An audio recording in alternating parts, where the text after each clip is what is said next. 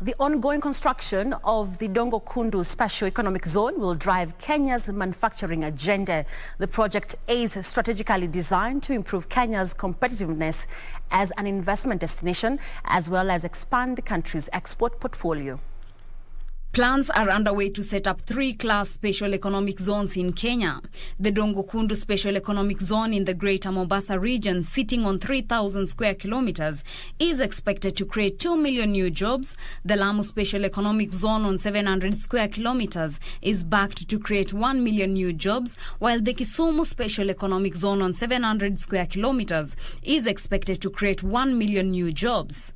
Officials say the Dongo Kundu Special Economic Zone will leverage key transport networks to drive the manufacturing agenda, promote exports and trade, as well as the economy. I think the importance of this project is important not only for Kenya but also for the whole region, and we very much hope that in cooperation with the Kenyan government, investors or business people who have been going to do their shopping in Dubai, in China, in Thailand, in Turkey, they will be coming to source their goods here.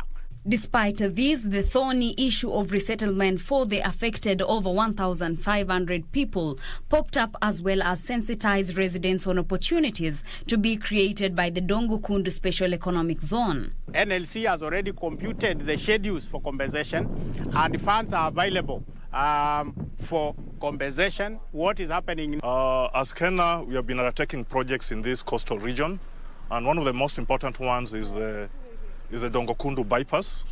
As you are aware, we have already done the section connecting the package 1, which was connecting us to Meritini, and we are now undertaking the project from Mwache to Mteza, which is one of the longest bridges in the country, around 1.44 kilometers. The Special Economic Zone is expected to attract 200 billion shillings worth of direct investment and create over 100,000 direct jobs.